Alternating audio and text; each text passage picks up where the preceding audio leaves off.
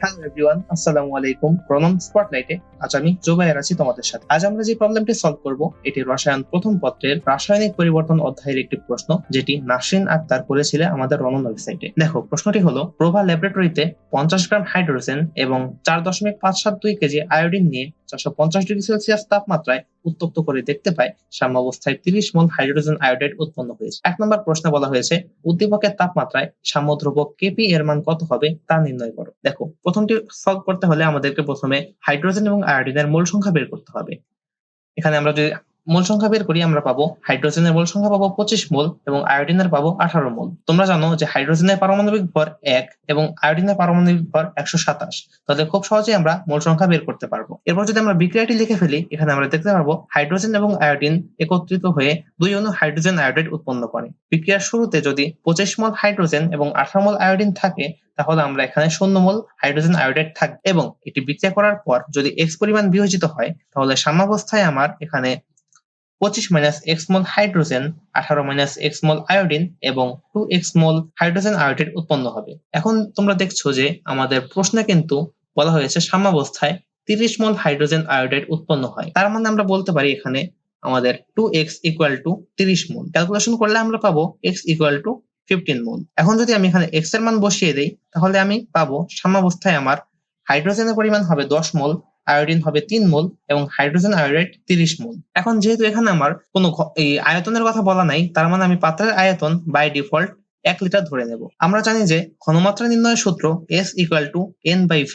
এখানে V যদি আমার 1 লিটার হয়, তার মানে আমার S ইকুয়াল টু N, অর্থাৎ আমার যে মোল সংখ্যা এবং ঘনমাত্রা সমান হবে।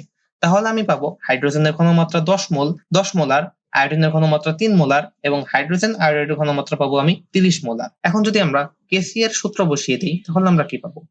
কেসি এর সূত্র বসালে আমরা পাবো হাইড্রোজেন আয়োডাইড এবং এর সহগ ঘাত হিসেবে গুণ হবে, তাই hydrogen iodide whole square divided by hydrogen into আয়োডিনের ঘনমাত্রা। যদি আমি মান বসাই, তাহলে আমি পাবো এখানে 30 স্কয়ার ডিভাইডেড বাই 10 ইনটু 3।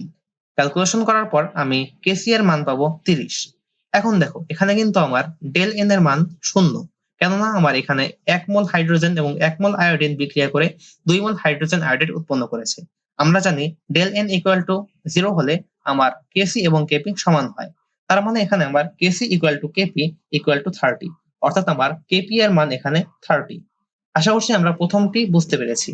এবার চলো আমরা দ্বিতীয় প্রশ্নে চলে যাই। দ্বিতীয় প্রশ্নে বলা হয়েছে, যদি উৎপন্ন হাইড্রোজেন আয়োডাইড হতে প্রভা কিছু পরিমাণ নিয়ে বিয়োজিত করা শুরু করে, তবে ওই তাপমাত্রায় হাইড্রোজেন আয়োডাইড এর বিয়োজন মাত্রা কত হতে পারে, গাণিতিক উপায়ে নিরূপণ করো। দেখো, এটা সলভ করতে হলে প্রথমে আমরা বিক্রিয়াটি দেখে নিই। এখানে 2 অণু হাইড্রোজেন আয়োডাইড ভেঙে 1 অণু হাইড্রোজেন এবং 1 অণু আয়োডিন অণু উৎপন্ন করবে। যদি বিক্রিয়ার শুরুতে আমার 2 মোল হাইড্রোজেন আয়োডাইড থাকে, সেক্ষেত্রে আমার যদি বিয়োজিত হয়ে x প্রাইম পরিমাণ বিয়োজিত হয়, তাহলে আমার সাম্যাবস্থায় থাকবে 2 মাইনাস 2x প্রাইম মোল এবং হাইড্রোজেন এবং আয়োডিন উৎপন্ন হবে x প্রাইম মোল। এখন দেখো, যদি আমরা যেহেতু পাত্রের আয়তন দেয়া নাই, তাই আমরা বাই ডিফল্ট পাত্রের আয়তন 1 লিটার ধরে নেব। তাহলে আমরা এখানে আমাদের ঘনমাত্রা বের করে ফেলতে পারি। যেহেতু আমাদের পাত্রের আয়তন 1 লিটার, তাই আমার যা মোল সংখ্যা সেটি আমার ঘনমাত্রা হবে। তাই আমরা এখানে ঘনমাত্রা পাচ্ছি হাইড্রোজেন আয়োডাইডের 2 মাইনাস 2x প্রাইম মোল, হাইড্রোজেনের পাচ্ছি x মোল এবং আয়োডিনের পাচ্ছি x প্রাইম মোল। এরপর দেখো, আমরা যদি এখানে কেসি স্টারের সূত্র বসাই, কারণ গত বিক্রিয়ায় আমরা কেসি এর মান বসিয়েছি, যেহেতু এটা এর বিপরীত বিক্রিয়া, তাই এটিকে আমরা কেসি স্টার হিসেবে চিহ্নিত করছি। যেহেতু এটি বিপরীত বিক্রিয়া, তাই এখানে কেসি স্টারের মান হবে কেসি এর বিপরীত, অর্থাৎ 1 বাই কেসি। গত স্লাইডে আমরা কেসি এর মান পেয়েছিলাম 30, তাই এখানে কেসি স্টারের মান হবে 1 বাই 30। এখন দেখো, যেহেতু আমরা এখানে এক্স প্রাইম বিয়োজন মাত্রা ধরেছি, তো এই হিসাবে যদি আমি এখানে কেসি স্টারের মান বসাই, তাহলে আমি কি পাবো? দেখো, এখানে কেসি স্টার ইকুয়াল টু হাইড্রোজেনের ঘনমাত্রা ইনটু আয়োডিনের ঘনমাত্রা ডিভাইডেড বাই হাইড্রোজেন আয়োডাইডের ঘনমাত্রা স্কয়ার। যদি আমি মান বসাই, তাহলে আমি এখানে পাচ্ছি x prime divided by 2 minus 2x prime whole square. যেহেতু আমার কেসি স্টারের সাংখ্যিক মান আমি জানি 1 বাই 30, তাই আমি এখানে বসিয়ে দিতে পারি x prime divided by 2 minus 2x prime whole square equal to 1 by 30। এটাকে যদি আমি ক্যালকুলেশন করি, তাহলে আমি এখানে x prime এর মান পাচ্ছি 0.2675।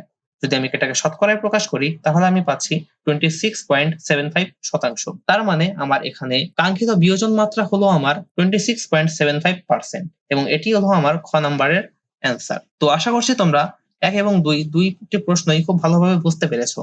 তো আজকে এই পর্যন্তই, দেখা হবে আগামী পর্বে ভিন্ন একটি প্রবলেম নিয়ে। তোমার যে কোনো প্রশ্নের লিখিত সমাধান খুঁজে পাবে প্রণনে। So never shy away from any doubt, just ask প্রণন।